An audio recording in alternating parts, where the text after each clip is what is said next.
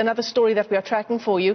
Social Development Minister Lindiwe Zulu and 8 MECs are due to appear in the High Court in Pretoria for their role in the near collapse of the early childhood development sector. Now, the department stopped paying out ECD subsidies in all provinces except the Western Cape, leading to the decimation of that sector. This case was brought against the department by the South African Child Care Association. And to tell us more, we are joined now by the Director of the Centre for Childhood Development, that's Professor Eric Atmore. Professor, thanks very much for your time on the AM report. I just want to get one thing clear at the start of our discussion. Not only have many caregivers stopped paying school fees, but the Department of Social Development itself has also at the same time stopped paying ECD subsidies in all provinces in the West, except for the Western Cape.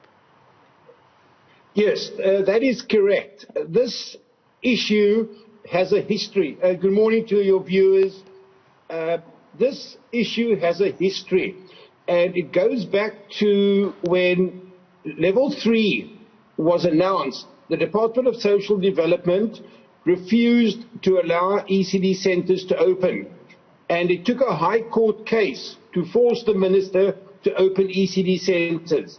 By that time, the sector had been decimated already. So the High Court ordered the department to open ECD centres on the 7th of July.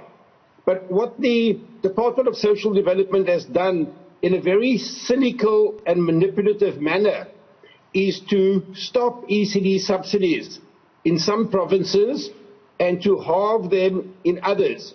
And we think this is vindictive. What it does is it denies young children, vulnerable young children, it denies them the right to early childhood development, it denies them access to food, and it really puts the country at risk. So it's a totally uncalled for and illegal and immoral position that has been taken in 8 of the 9 provinces, excepting the Western Cape. And that's the issue here, Professor. It's not just about early childhood development in terms of education. It is, as you say, about these children being fed. This is often the only meal that they would get in a day. It's about many, many vulnerable children in many communities in our country being put at risk. That's correct. Let me just give you an example of one province. Our research tells us that in the Eastern Cape alone, 700,000 of the most vulnerable children are now at risk. If we move across to KwaZulu-Natal, we're having department officials threatening the ECD centre staff with jail time. They've torn up registration certificates, they've intimidated and frightened vulnerable women. And these are the women who are building this country. These are the women who are living the Mandela legacy. They're providing for our young children. And as you say, often the main meal of the day is obtained or received at these ECD centres. And we think it's wholly immoral. We cannot see the rationale other than vindictiveness. Professor, what's the situation now? I mean, how many of these ECD centres have been allowed to or are now opening under level 1 of the lockdown? Do you have that figure? Yes, we've got a very up-to-date study that's just been done, and fewer than 5% of children who were in ECD centres prior to the lockdown are now in an ECD program. More than half, between 50 and 60% of ECD centres are still closed, are not able to open, and this has huge ramifications for young children and for their parents who are now able to work. Yeah. So our estimate is that just under 2 million children will no longer have access. At the same time, 100,000 jobs, again, of vulnerable women are at risk. So it's really a devastation, and in our belief, a purposeful devastation of the ECD sector. The other issue is that, you know, ECD centres were also allowed to reopen, of course, given that we are in the middle of a pandemic, with certain guidelines that they needed to follow to make it safe for children to come back to class under COVID-19. But then the issue of the subsidy comes back into play because these guidelines are actually very expensive to implement and almost impossible to do without that subsidy. Yes, look, a standard operating procedure was developed, 61 pages of regulations and directions. And if one really assessed it, you could have reduced that to about 4 pages of the essentials. But we think the COVID-19 pandemic has been used by social development to close those ECD centers which are not compliant, to close them down. And we think that this is cynical.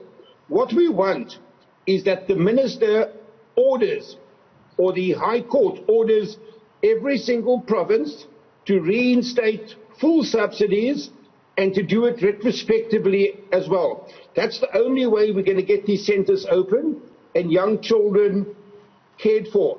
The Children's Act is very comprehensive and gives us very good guidance as to what should be in place for an ECD center to operate. But the directions from the department have gone way beyond this. And our only conclusion is that these directions are so stringent as to force ECD centers to close, never to open again. I mean, we've been talking all morning about the near collapse now of early childhood development centers, Prof. Is there, if the High Court decides the way you and others would like it to decide, can we still salvage the situation? Look, I think we always have to be hopeful. As Africans, we've been through much worse, and we will get through this. But we think that the department is wholly misguided. They've allocated 1.3 billion rand to employing 36,000 young people to monitor compliance. And we've argued this. We were out on the streets. Tens of thousands of ECD workers were out on the streets saying that 1.3 billion rand, which comes from the President's Fund, will be far better used to provide seed funding for ECD centers to get back on track. There's a place for compliance, of course, but now is not the time. The situation is so desperate that we need to get those ECD centers open.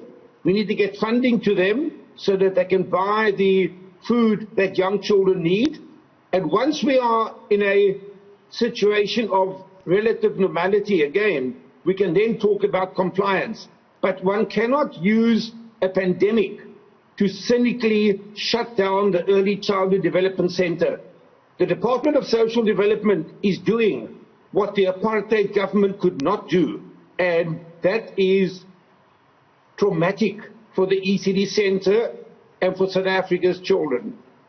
Yeah, the children at the heart of this issue. Professor Eric Atmore, thanks very much for your time this morning on the AM Report. He is a director at the Centre for Childhood Development, and that's as the Social Development Minister, that's Lindiwe Zulu, and 8 other MECs are due to appear in the High Court in Pretoria. Some 5% of children who were in ECD centres before the lockdown are still in class. Many of those very, very important centres, important for our communities, have shut their doors since. A developing story which we'll continue to track for you.